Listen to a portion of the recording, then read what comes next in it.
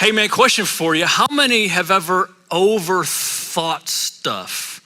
So I've done this. Many of you have done this, I see. You just kind of complicate things in your mind. I've probably gotten in some fights with key relationships just because I was overthinking maybe something they said. I bet you I've failed job interviews because I'm overcomplicating this thing. I've probably had some unnecessarily complicated attempted parental moments because I'm really trying to break this down instead of just keep it simple. So I've definitely jacked some stuff up by overthinking it and making it more complicated than it needs to be. But I think often what happens is that we underthink things and it causes a lack of joy in our lives. There's a sense where we need to get into certain areas and we need to really think about them deeply because they'll increase our joy. How many could use a little more joy today? I got one, I got two, I got three. Okay, if you could use a little more joy, I'm just gonna preach to you, okay? Because I need some people to really give me a lot of joy, love, and amens during this message. So I know a lot of people do, they underthink it and consequently they under-enjoy it. So I asked this question on social media this past week. I was just like, hey man, tell me, what do you under-enjoy? What do you fail to sip deeply enough? What do you fail to, you're doing it already. It's already a part of your life. It happens from time to time, but you're not really drinking it in the way that would be most beneficial to you. So you hit it, but you kind of miss it at the same time. Here's what people said. They said they're under-enjoying singing, hunting, sports, animals, their kids, travel, naps.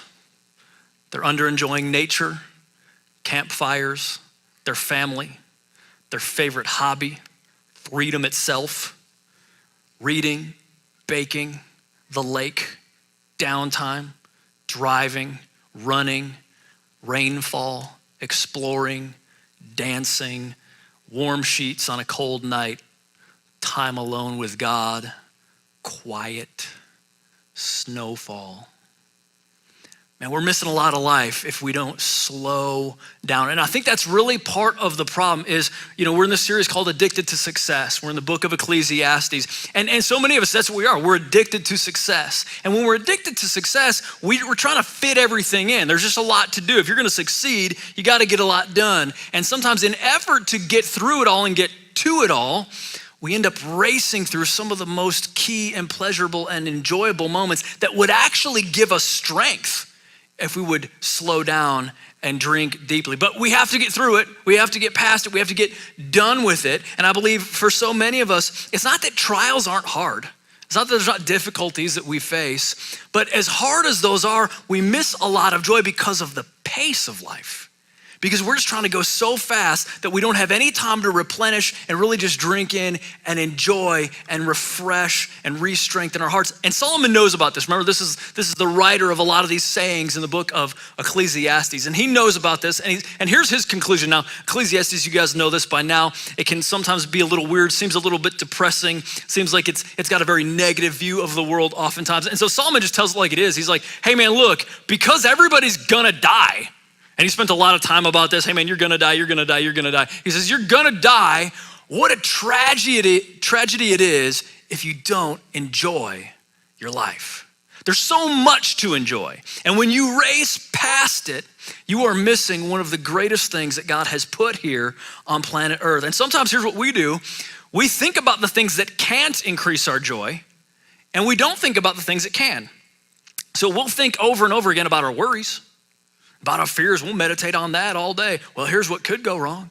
Well, here's all the bad stuff that'll probably happen. And we're just thinking about this and thinking about this. It has no power at all to strengthen us. Actually, it's weakening us.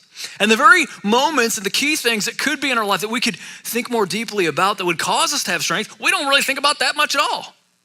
And this is not how Solomon wants us to do things. He says, how about this? Why don't you think more deeply about some key things, and I think your joy will go up. So that's what we want to do today. I really believe that the marrow of the enjoyment of life happens in the reflection. It happens in the thinking. It happens in really diving deep to try to hit some of these key places in key moments. So I want to give you 4 things that we need to think about more in order to increase our joy. Does that sound good? Yeah. Okay, good. Here's one little caveat that we got to get out of the way first, and Solomon himself wrote it down. He wants us to get it out of the way first, and this is that we can't wait for everything to be perfect. I know we've got some perfectionists in here. I know we've got some perfectionists watching online. I'm a little bit of a perfectionist myself, but I'm learning, listen, dude, if you're gonna wait for everything to be perfect, you're gonna be waiting forever and you're never gonna get around to enjoying your life. And this is so true of everybody, because you can have two people with the exact same circumstances, almost the exact same life, and one of them is totally full of joy and enjoying the circumstances that they're in. They're reflective. They're thinking about some of these deeper privileges that they have. And other ones, they're completely miserable because they can't ever seem to fix all the problems. We got any problem solvers in here? Hey, here's what we got to get used to. Okay, you and me and the three others of us. Here's what we got to get used to. We're not going to be able to solve all the problems. We should try to solve problems. Like, this is a big deal. We need to progress. There's a lot of like social justice issues that need to happen. I mean, dude, this church is about helping people, so I get it. Like, we need, absolutely awesome. If that's like what fires you up, do it, man. Like, we need that. But let's just put a little asterisk in there. If you're waiting, if you can't have any happiness until you're like, there's still injustice somewhere, I won't rest until it's gone. Okay, calm down there, precious. All right, we hear that you're just fierce, but maybe just put that on hold for a second so you can enjoy some life. Listen to what Solomon says. He says, Ecclesiastes 5:8 says, don't be too upset when you see the poor kicked around and justice and right violated all over the place. Exploitation filters down from one petty official to another. There's no end to it, and there's nothing to be done about it. But the good earth doesn't cheat anybody. Even a bad king is honestly served by a field. He says, the problem is not the earth. The earth is gonna behave rather predictably, but the people in the earth are not always gonna behave predictably, and they're gonna find ways to do injustice, because the real problem here on planet Earth, are you ready for this? It's sin.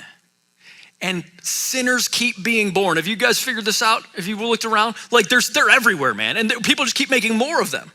And so we're not gonna run out of sin, which causes a lot of these problems. And so we just gotta take that on the chin and like get over that and get used to that.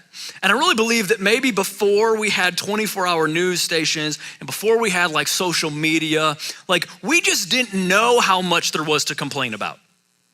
But now we know, and so that's what we do all day. We just complain, oh man, and now there's that going on too. Most of it was going on before, but now we know about it, so now I'm gonna complain about it. It's gonna get me all kind of mad because I'm thinking about this thing now, and this is so horrible. And part of it, I think, also has to do with progress itself. So progress is awesome. Like, I love that you can hear me through a microphone right now. I love that I can drive a car home. Like, I don't wanna drive a horse, I wanna drive a car. Like, I think progress is really good, man. The problem with progress is it's been happening so long now that we just expect everything should have progressed by now. We should be done with all this stuff. Like, we run into a problem, we're like, are you serious? Aren't we past this now? You're like, they can put a man on the moon, but I can't get Wi-Fi in a field. Like, what's wrong with the world? And now we're like, instead of it just being like, oh, this is an amazing thing that I have a smartphone. Like, it's like, what's wrong with the world? They owe me Wi-Fi in a field. I'm mad. And so we just find all these things to be angry about because progress has made this promise like everything should be perfect. How many know, listen, precious, we need progress. We need to keep inventing things. We need to keep moving forward. We need to keep finding ways to treat people justly. But only Jesus can fix the world. Only Jesus can fix the world, precious. We see that in the book of Revelation. Like, that's what's going to happen. The problem is the sinners are going to keep on going. And Jesus, at one point, is just going to step in and he's like, all right, that's enough.